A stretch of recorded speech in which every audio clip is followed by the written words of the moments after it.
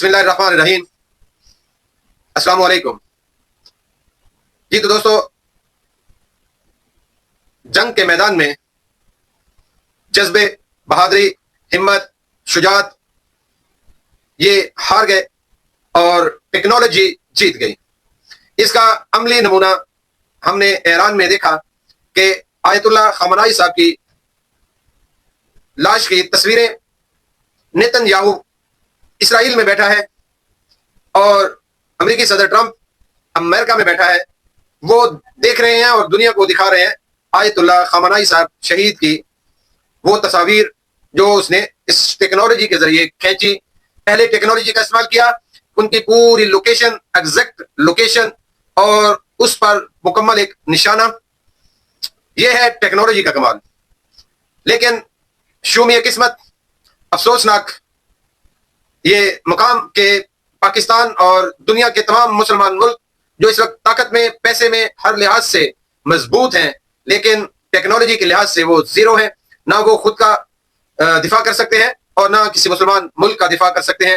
انہوں نے پورا پیسے کا فوکس دنیا کی عیاشیوں میں، دنیا کے آسائشوں میں، کہیں جہاز خریدے جا رہے ہیں، کہیں جزیرے خریدے جا رہے ہیں، کہیں محلات بنائے جا رہے ہیں، لیکن ٹیکنالوجی میں، اپنی حفاظت میں یہ تمام ملک اور ان ملکوں کے لوگ ناکام رہے۔ اور اس کا نتیجہ یہ پہنچا کہ ٹیکنالوجی رکھنے والے ملک جب جہاں چاہیں، جس بندے کو چاہیں، وہ ایگزیکٹ نشانہ بنا سکتے ہیں، اور اس کا یہ عملی نمونہ ہم نے ایران میں دیکھا۔ اس میں قصور کس کا ہے؟ میں واضح لفظوں سے کہوں گا، قصور مسلمانوں کا ہے، قصور ان ملکوں کا ہے جو ہر چیز موجود ہونے کے باوجود انہوں نے ٹیکنالوجی پر، سائنس پر، تعلیم پر توجہ نہیں دی، اور اگر کسی ملک نے اس پر تھوڑی بہت توجہ دینے کی کوشش کی تو اس کا ساتھ نہیں دیا، پھر جا کے دشمنوں کے ساتھ مل گئے، مسلمانوں میں غدار پیدا ہو گئے۔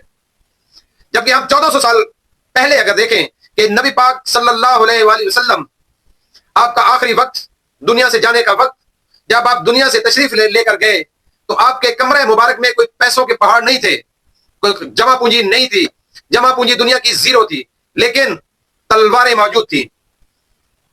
ایک نہیں، کئی تلواریں موجود تھی اس کمرے میں جہاں آپ صلی اللہ علیہ وسلم موجود تھے آخری وقت میں، دنیا کے جانے کے وقت پر۔ تو آپ نے دنیا سے جاتے ہوئے بھی یہ ہمیں بتا دیا کہ اگر آپ کا دفاع مضبوط ہے، وہ تلواریں دفاع کے لیے تھیں، وہ اسلحہ دفاع کے لیے تھا۔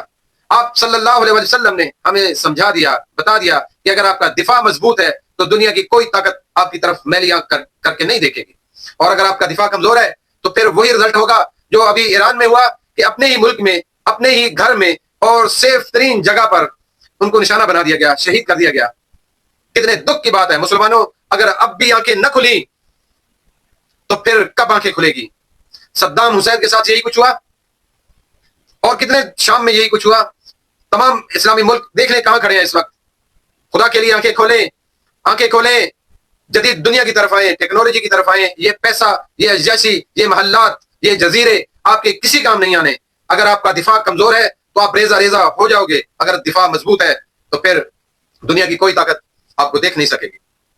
ہم ایران کے ساتھ ہیں، ایرانی قوم کے ساتھ ہیں، ایرانی لوگوں کے ساتھ ہیں، اس پیغام کے ساتھ کہ ہمت نہیں ہارنی، ہتھیار نہیں ڈالنے، یہ بزدل کافر آپ کا کچھ نہیں بگاڑ سکتے۔ ہم پاکستانی عوام سے بھی کہتے ہیں جو پاکستان میں احتجاج کر رہے ہیں، مسائل ایران، اسرائیل اور امریکہ کے ہیں۔ ہم پاکستان میں احتجاج کا حق رکھتے ہیں، لیکن اپنے ملک کو نقصان پہنچانے کا کسی کو کوئی حق نہیں ہے۔ خدا کے لیے اپنے ملک کو محفوظ رکھیں۔